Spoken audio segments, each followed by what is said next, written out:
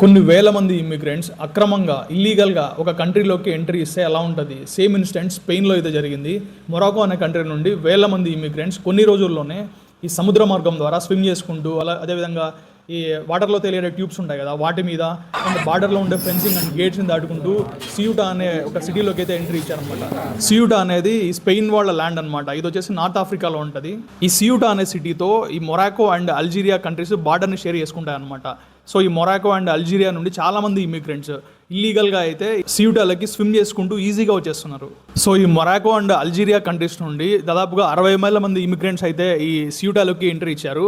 And వీళ్ళలో చాలామంది ఈ స్విమ్ చేసుకుంటూ వచ్చే ప్రాసెస్లో స్విమ్ చేయలేక దాదాపు ఒక 70 మెంబర్స్ అయితే చనిపోయారంట. ఇది అఫీషియల్గా వచ్చిన నెంబర్. అన్అఫిషియల్గా ఇంకా ఎక్కువ మంది చనిపోయిండొచ్చు. సో ఈ ఇమిగ్రెంట్స్ని కంట్రోల్ చేయడానికి స్పెయిన్ గవర్నమెంట్ వాళ్ళ పోలీస్ అండ్ మిలిటరీ ఫోర్సెస్ని ఈ సియూటా అనే సిటీలోకి అయితే దించడం జరిగింది. లోకల్గా ఉండే ఇమిగ్రెంట్స్కి సంబంధించిన రిసెప్షన్ సెంటర్స్లో ఈ ఎక్కువ మంది ఇమిగ్రెంట్స్ రావడంతో ఓవర్ క్రౌడ్గా అయిపోయాయి. సో వీళ్ళకి ప్రాపర్గా ఫుడ్ అండ్ మెడికల్ సర్వీస్ అందించడంలో చాలా డిఫికల్టీస్ అయితే ఉన్నాయి. ఎందుకు వేల మంది ఇమిగ్రెంట్స్ ఒకేసారిగా స్పెయిన్లోకి ఇల్లీగల్గా ఎంట్రీ ఇస్తున్నారు?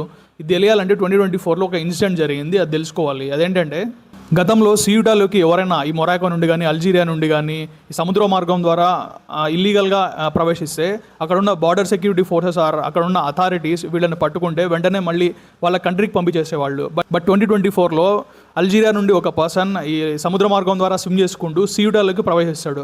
అక్కడ బార్డర్ సెక్యూరిటీ ఫోర్సెస్ వీడిని పట్టుకొని అల్జీరియాకి పంపించేస్తారు. వాడేం చేస్తాడు, కోర్టుకి వెళ్ళేసి నాకు అట్లీస్ట్ లాయర్ని కలిసే అవకాశం కూడా ఇవ్వలేదు అండ్ నాకు ఎలాంటి లీగల్ అసిస్టెన్స్ ప్రొవైడ్ చేయలేదు, అట్లీస్ట్ నాకు అసైలం అంటే ఆశ్రయం కూడా అవకాశం కూడా ఇవ్వలేదు, ఇది చాలా అన్ఫేర్ అని చెప్పేసి వాదిస్తాడు. సో అతని ఆర్గ్యుమెంట్స్తో సాటిస్ఫై అయిన స్పెయిన్ సుప్రీంకోర్టు ఒక జడ్జిమెంట్ ఇస్తుంది. అదేంటంటే సముద్రం ద్వారా వచ్చిన ఇమిగ్రెంట్స్ని వెంటనే వెనక్కి పంపడం చట్టబద్ధం కాదు. సముద్రం ద్వారా వచ్చిన ఇమిగ్రెంట్స్కి అండ్ బార్డర్లో ఫెన్సింగ్ లేదా గేట్ దాటి వచ్చిన ఇమిగ్రెంట్స్కి డిఫరెన్స్ ఉంది. ఇద్దరిని ఒకేలాగా ట్రీట్ చేయకూడదు అని చెప్పి జడ్జిమెంట్ ఇస్తుంది. ఎవరైతే సముద్రం ద్వారా వచ్చారో వాళ్ళకి కొన్ని లీగల్ ఫార్మాలిటీస్ కంప్లీట్ చేసిన తర్వాతనే వాళ్ళని వెనక్కి పంపాలా వద్దా అనే డెసిషన్ తీసుకోవాలని చెప్పేసి జడ్జిమెంట్ ఇస్తుంది. సో ఇలాంటి కేసెస్లో ఏం చేయాలంటే వాళ్ళని వెంటనే వెనక్కి పంపకూడదు. వాళ్ళ దగ్గర నుంచి డీటెయిల్స్ కలెక్ట్ చేసుకోవాలి. అవసరమైతే వాళ్ళకి లీగల్ అసిస్టెన్స్ ప్రొవైడ్ చేయాలి అండ్ వాళ్ళు ఆశ్రయం కనుక కోరుకుంటే వాళ్ళ రిక్వెస్ట్ని కన్సిడర్ చేయాలి. అండ్ ఫైనల్లీ ఈ ఎంక్వైరీ ప్రాసెస్ అంతా కంప్లీట్ చేసిన తర్వాతనే వాళ్ళని వెనక్కి పంపాలా లేదా అనే డెసిషన్ తీసుకోవాలి. సో స్పెయిన్ సుప్రీంకోర్టు ఇచ్చిన జడ్జిమెంట్ని అయితే రాంగ్గా పోర్ట్రే చేయడం జరిగింది. ఈ ఎవరైతే ట్రాఫికింగ్ చేస్తుంటారు కదా ఇమిగ్రెంట్స్ని, అంటే ఇల్లీగల్గా ఒక కంట్రీ నుండి ఇంకో కంట్రీని బార్డర్ దాటిస్తూ ఉంటారు, వీళ్ళైతే ఈ సుప్రీంకోర్టు ఇచ్చిన జడ్జిమెంట్స్ని రాంగ్గా అయితే పోర్ట్రే చేయడం జరిగింది. అండ్ ఇంకోటి ఏంటంటే అంతకుముందు ఫెన్స్ దాటి వచ్చినా ఈ సముద్రం ద్వారా వచ్చినా కూడా వెంటనే వెనక్కి పంపించేవాళ్ళు. బట్ ఇప్పుడు సుప్రీంకోర్టు ఏం చెప్పింది, సముద్రం ద్వారా వచ్చిన వాళ్ళకి కొంచెం టైం ఇచ్చి లీగల్ ప్రాసెస్ ఏదైతే ఉందో అది కంప్లీట్ చేసిన తర్వాత మాత్రమే వెనక్కి పంపాలా లేదా అనే డెసిషన్ తీసుకోవాలి అని చెప్పింది.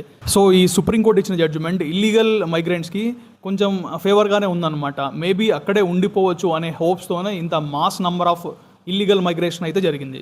మరిన్ని ఇంట్రెస్టింగ్ వీడియోస్ కోసం ఛానల్ని సబ్స్క్రైబ్ చేయండి.